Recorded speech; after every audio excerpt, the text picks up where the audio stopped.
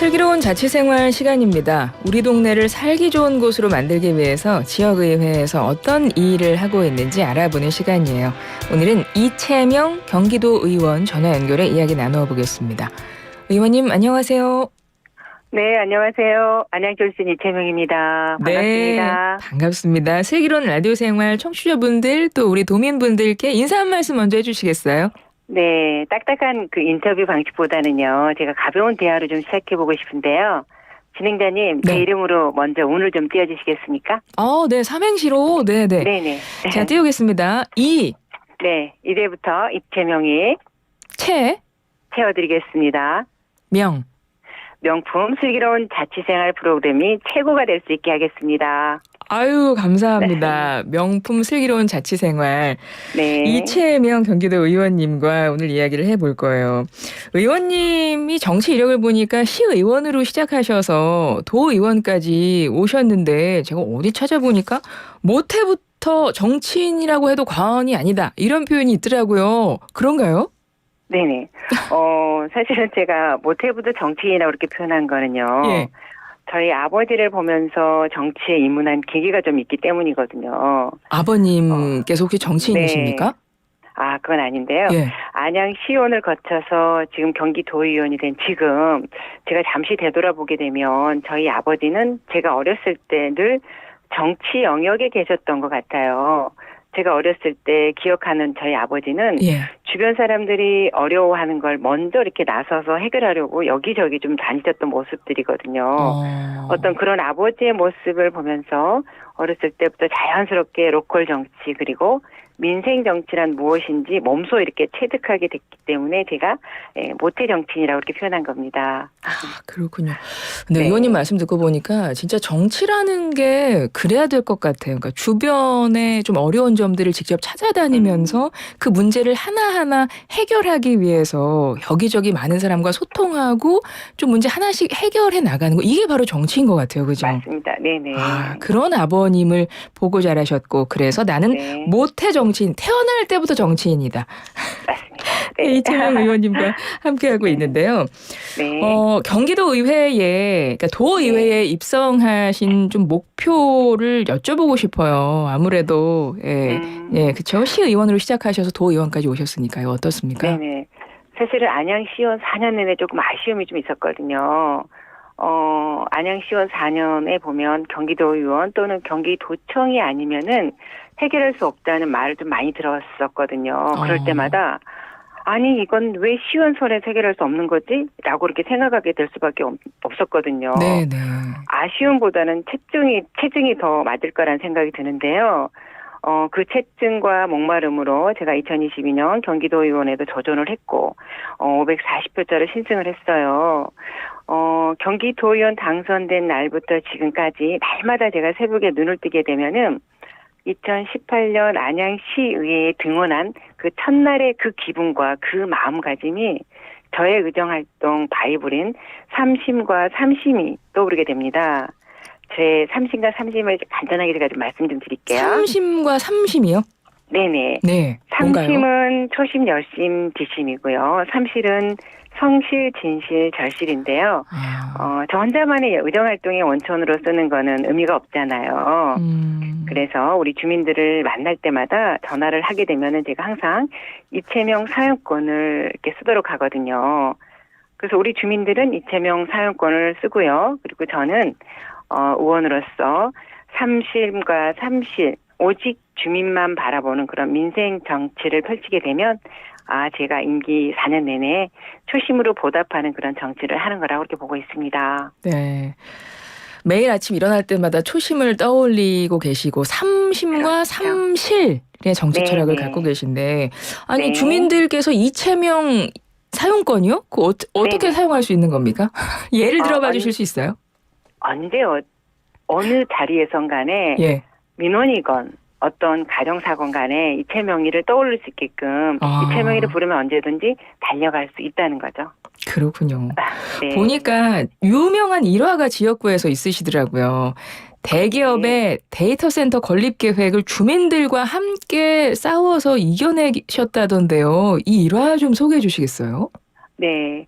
그 지난해 제가 10월에 안양시 호계동에 우리 동네에 추진 중이던 데이터 센터 건립을 우리 그 사업자가 안양시에 사업 철회서를 제출하는 것으로 막은 바가 있는데요.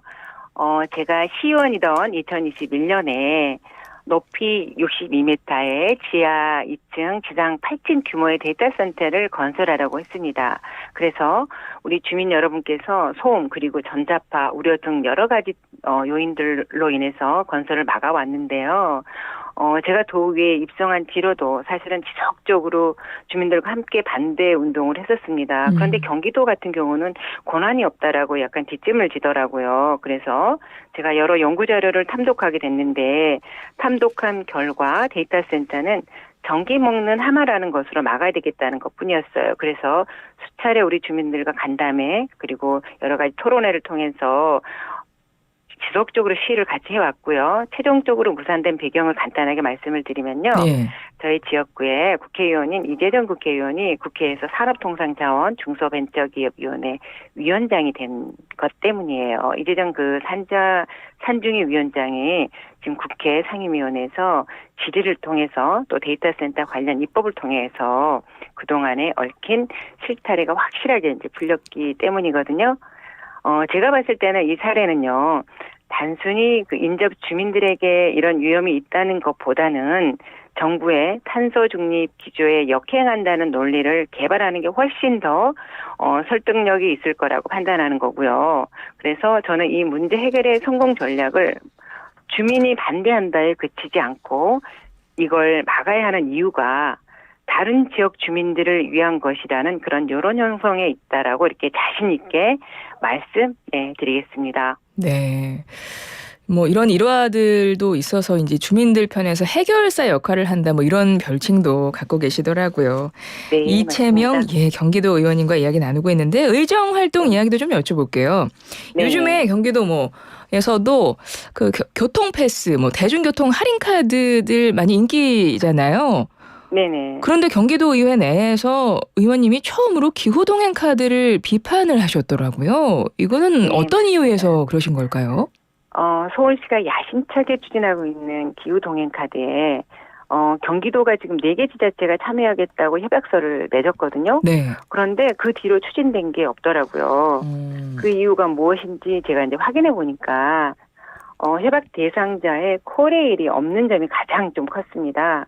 그래서 지금 우리 여러분께서 타고 다니는 광역전철 노선 대다수를 코레일에서 지금 운영을 하고 있는데요. 이 코레일이 참여하지 않는 이상 기후동행 카드는 반쪽에 불과하거든요. 게다가 협약서를 체결한 그 4개의 시조차, 시내버스 그리고 광역버스, 마을버스에 적용을 하지 않고 있어요. 또 심지어는 서울시마저 협약 체결을 전시행정으로 생각한 거라고 보고 있거든요. 서울시 면허에 광역버스 노선이 11개가 있거든요. 네. 그 노선들을 서울 시내버스인데도 불구하고 기후동행 카드 사용이 지금 안 되고 있습니다.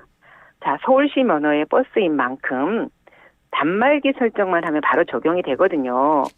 그래서 제가 협약을 체결한 4개 시 중에서 고양시 사례를 간단하게 잠깐 말씀드리면요. 네. 서울시 면허 광역버스 11개 노선 중에서 9707번하고 9709번 그리고 9711번이 고양시 구간을 운행을 하는데 기후동행 카드 적용하지 않은 거죠. 그러니까 즉 그림의 떡인 거죠. 그래서 제가 비판을 한 겁니다. 그래서 이거는 어떻게 풀어나가실 계획도 있으세요? 앞으로는 저희 경기도 차원에서 일단은 서울시와 일단 지속적으로 이제 협의를 해야 되겠죠. 네.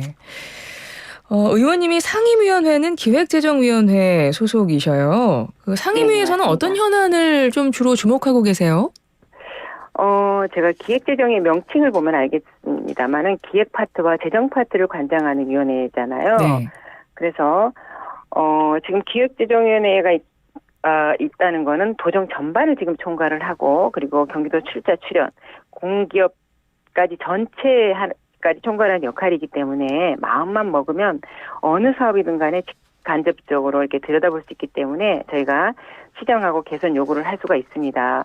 그리고 제가 또 요번에 6월 말까지죠. 1년간 예결위 위원으로서 활동하고 있습니다. 그래서 우리 경기도와 경기도 교육청 예산 전체를 일일이 심사할 기회까지 얻었는지 굉장히 감사할 일이죠. 그래서 경기도청, 경기도교육청, 경기도의회 사무처까지 합쳐서 지금 현재 2024년 본예산과 기금 규모가 55조 원대입니다. 그래서 55조 원대를 전체를 들여다보고 세세하게 접근해서 지금 지적하고 개선 요구하면서 보람도 굉장히 많이 있지만요. 많이 좀 어려웠습니다. 의회 예결사를 제대로 보는 전문 인력이 많이 좀 필요하다고 좀 많이 느끼고 있습니다. 네, 그러시군요. 지역구 이야기도 잠깐 짧게 해볼까요? 지역구 네네.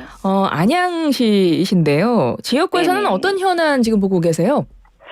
지금 현재 가장 큰 현안은 우리 지난달 29일과 지난 2일에 제가 두 번의 보도자를 통해서 학교 옆에 그 전기 차량 충전시설 건축허가 신청 저지를 지금 하고 있는데요. 네.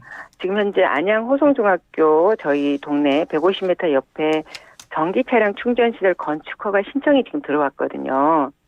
해당 건축허가 신청건이 지금 맹지가 좀 있어서 건축허가 불가론을 좀 펼치고 있습니다만은 이게 법률 차원의 개선이 지금 필요하다고 보고 있어요. 이게 사실은 아무리 이게 친환경이라고 하더라도 지금 소방청 그 자료를 보게 되면은 전기차 화재 사고가 2020년에는 11건이고요. 2023년 작년에 1월부터 6월 상반기에 42건으로 대폭 지금 늘어나고 있거든요. 그래서 예, 전기버스는 지금 화재가 발생하게 되면은 배터리에서 유독가스가 배출됩니다. 그래서 네. 전기 차량이 친환경인지 진지하게 이건 고민해봐야 될 상황이다라고 말씀드리고 싶고요. 우리 학교 그리고 교육시설 인근에 화재 가능성이 높은 전기 차량 충전 시설은 사실은 제거해야 된다라고 생각을 하면서 현재 지금 저희 지역 이재정 국회의원께서 교육환경법 제정을 진행하고 있고요. 그리고 22대 국회 개원하게 되면 아마 1호 법안으로 발의하실 거라고 저는 보고 있습니다. 그리고 저는 이제 도의회 차원에서 우리 주민과 함께 언론을 통한 여론 형성을 하고 있고 그리고 도의회에서 국회와 정부에 지금 건의안을 보낼 예정입니다. 예, 알겠습니다. 이채명 경기도 의원님과 이야기 나눴는데요. 한 20초 정도 있습니다. 끝인사 한 말씀 해주세요. 네, 좀 아쉽긴 합니다. 자, 언제든지 연락할 수 있는 우리 도의원 이채명입니다. 주민의 목소리를 듣고 나서서 해결할 수 있는 대표 선수 이채명으로 기억되고 싶고요. 그리고 경기도의원은 지역구 주민만 대표하는 게 아닌 경기도민 전체를 대표하는 만큼 안양 시민이 아니더라도요. 경기도민이라면 24시간 연락 주시면 되고요. 제 휴대폰 번호는요. 경기도의회 홈페이지에도 공개되어 있으니까요. 우리 도민 여러분께서 이채명 이용권으로 주신 과제는 정직하게 해결해서 성과로 보답하겠습니다. 예, 오늘 말씀 고맙습니다. 네, 감사합니다.